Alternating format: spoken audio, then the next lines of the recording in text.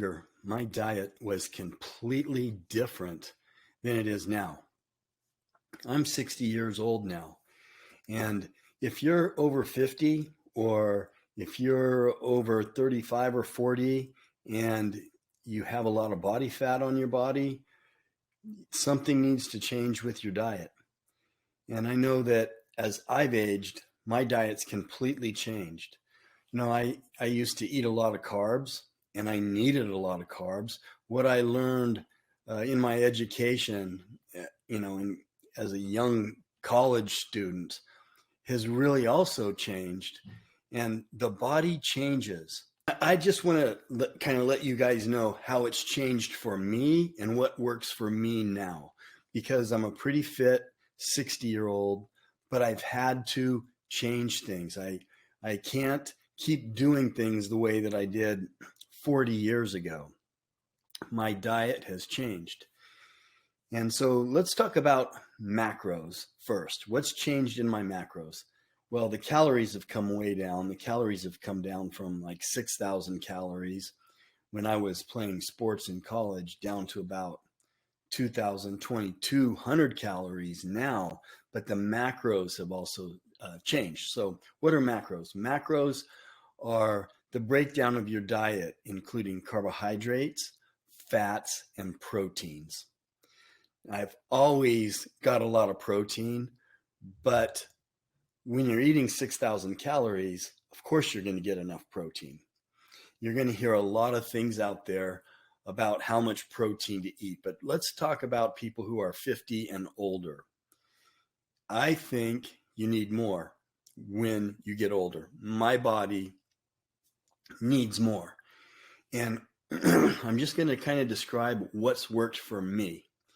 And increasing my protein proportionately to especially my carbs, has been a benefit to me. I needed a lot of carbs when I was in college, 40 years ago. When I was 40, I ate a lot more carbs than I eat now. I can't eat those carbs now to get the maximum benefit for my health and my fitness.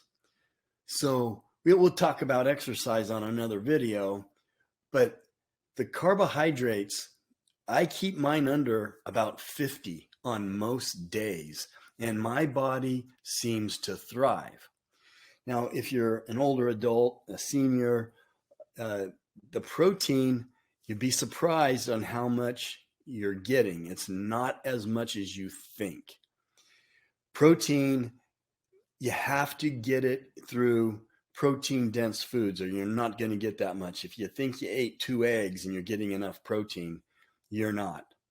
You need to eat a lot of eggs to get up to the amount of protein that I eat, and the amount of food that I eat. The protein is the highest part, and the protein is the most important part for me at my age. So I focus first on the protein. Make sure that I get enough protein. How much is enough?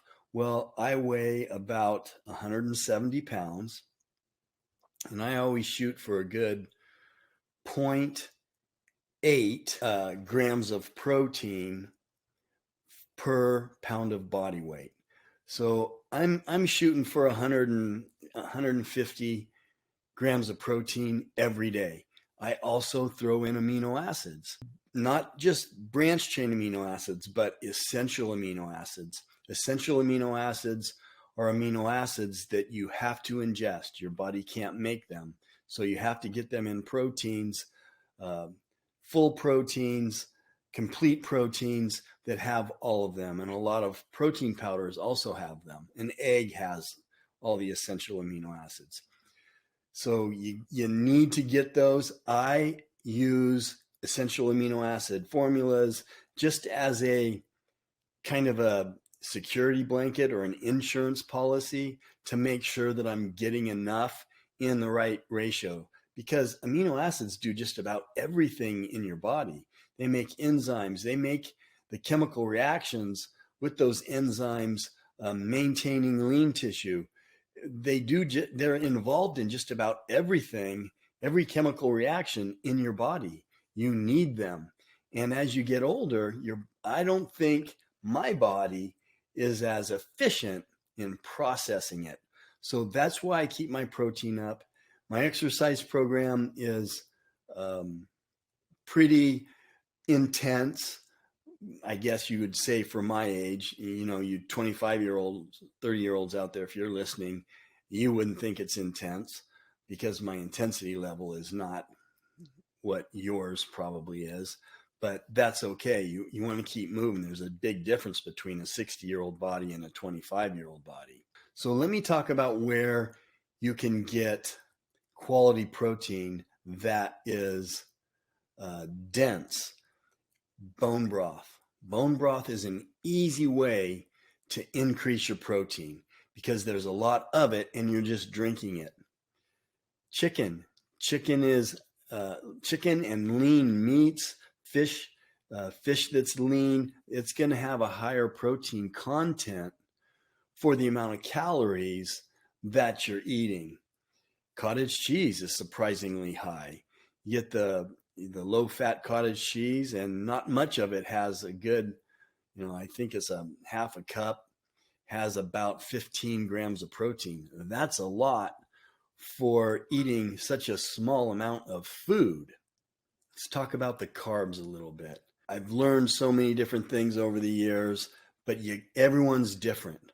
And I could not eat the way I eat now. If I did that when I was younger, I would have passed out because I didn't have enough carbs. Now my body doesn't want the carbs.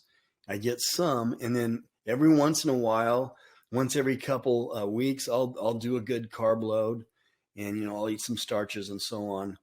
But my body does better on a low carb diet. And you're going to hear all these experts out there saying, oh, carbs, macros, this doesn't matter. Your carbs, it's calories. Well, when they get older, they'll be learning the things that I'm learning. The kinds of calories that you eat, what your macros are, do matter. Now, what are they going to be for you? I don't know exactly. I'm just telling you what the macros are for me that are most beneficial for my fitness. So low carbs and high protein, I always feel better. My body feels leaner. My weight is better. And I perform better. I feel better. My brain works better. And I also focus on quality fats. A lot of olive oil. I use MCT oil. When I eat meat, it's high quality meat, which has quality fat in it. Grass-fed, grass-finished beef. That's what I eat. And I'm really strict about it. It costs more, but the quality of the food makes a difference. So one of my favorite places to get fats is from an egg, a whole egg. A whole egg has all the fat-soluble vitamins in it, and it's a perfect fat, a perfect proportion of the saturated fat, monounsaturated fat, and polyunsaturated fat. And by the way, saturated fat is not bad for you. It's good for you. And too much of anything is not going to be good for you. It's going to harm you if it's too much. But good saturated fat, like in beef, is healthy. In eggs, in MCT oil, it's not going to hurt you. And so the egg is one of my favorite foods to eat just because of the nutrients in it and the quality of protein and fats that are in the egg. I eat a lot of eggs. In the morning, I'll start with some fats. I'll just take a tablespoon of olive oil, and that's the first thing I put in my body. And, I eat about 2 meals a day. I can't snack. When I was a younger man, I snacked all the time on carbohydrates, and my body thrived on it. It made my metabolism just churn and just eat things up, but it doesn't work that way for me now. I can't snack. I can't eat a lot of meals in a day. And I'm one of those people that says, you know what? I don't want to do OMAD. That's one meal a day because now I can't get enough protein. I don't want to eat 150 grams of protein in one meal. So I always eat at least 2 meals unless I'm fasting. But I never eat more than 3 meals. It's usually two, and I'm getting about 60 to 75 grams of protein in each of those meals. And I keep my carbs low. Keeping the carbs low has been something that I have found is important for me at my age of 60. With the carbohydrates, you'll find that 50 grams of carbohydrates is not very much.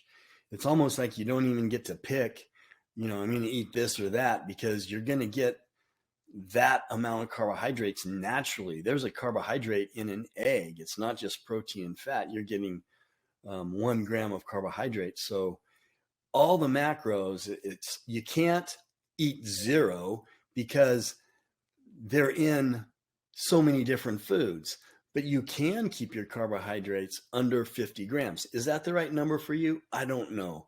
I'm just telling you what works for me. And what's so interesting is it's so different now, what works for me, compared to what worked for me 20 years ago. And it was, carbs and protein and calories. All I cared about was calories. And when all you have to care about is calories, if all you care about is calories, then you're going to get enough protein. You're going to get enough everything. You're going to get enough nutrients. You're going to get to eat 6,000 calories. I'll admit I ate some junk too, but also I had a 22-year-old body, and I was playing college football and burning insane amount of calories. Plus my workouts. I was working out 3 hours a day. That was a normal workout for me, 6 days a week. That's a lot of calories. That's a lot of lifting weights, and that's not counting my running program. So I needed 6,000 calories. If I ate that way now, if I ate the number of calories that I ate when I was a younger man, I would probably be a diabetic in a week. So my diet has had to change, and I've had to pay attention to it. But I'm very aware of my body. I'm always checking my glucose levels, not because I'm a diabetic, because I want to know how food is affecting my body. I want to know how my body is responding. So I just want to encourage you guys to start paying attention to your diet. If you're over 50 and you want to start to get fit, then start with cutting the carbs. Is that going to be the way for you? I don't know, but it works for me, and I'm going to play the odds and say it's going to work for most people who are over 50. I'm always in ketosis. My body is which means I'm always burning fat. And even though, my body fat's maybe 15%, which is pretty good for a 60-year-old, I guess. But my body is always burning fat, even though I don't have tons of it on me. I have enough, but my body likes to burn the fat in my diet, and it also uses the fat that's on my body. So that would be my first suggestion, if you want to change your diet and start figuring out what is best for you, is to cut your carbs. Now remember, the most important thing is making sure you get enough protein. And I think that most people over 50 are not getting enough protein, and that's why the belly's starting to expand, the lean tissue, the muscle is starting to fade away. The shoulders are getting smaller, the belly's getting bigger. So the protein is really important, and your body needs it for everything with the breakdown of the amino acids. So I hope this helps. And if you guys have questions, put them in the comment section. And I'm not a doctor, but I will relate it to me. I will tell you what I do. I'll tell you what kind of supplements I take. I will tell you what I do and what I know has worked for me, because I do know that. I do know what's worked for me being in the fitness industry for all my life. And I've owned health clubs for more than half of my life. And so that's what I do. It's my passion. And I will tell you and help you with whatever I can, um, related to my experience and what's worked for me and what I've tried and what didn't work and what did work and when I did it at what age. So if you guys want to know more about me, you can go to stevemain.com, find out about my clubs and who I am. And if you have questions, put them in the comment section. If you guys like interviews like this, please like and subscribe. You know, people over 50 who are trying to lose weight, but they can't and they don't know why. Maybe they're not eating very much and they're still gaining weight. That happens. There's a lot of things going on. There's hormones. There's the macros could be wrong. Something's wrong, but that's common. We don't eat as much as we did, us older guys. We don't eat as much as we did half a life ago, but yet it was easier to be leaner because our bodies change. Something's different, so we need to find out what that is. So I hope you guys will just put your comments and your experience. I love to hear about the things that you've tried and what works for you, whatever your diet is, if you're paleo or if you're vegan. I like to know what you're doing, and if you're vegan, how are you getting enough protein? Because to be a vegan, it's a tough thing. You got to really know what you're doing, and you got to be disciplined with it. So I hope to see you guys next time, and if you guys like this stuff, I do a lot of interviews with doctors and nutritionists and personal trainers in some of our clubs, and they all bring something different for all different ages. Our personal trainers train people who are in their early 20s all the way up to over 80. So they bring a lot of experience, and I really like interviewing them. That's the type of stuff that we do on this channel.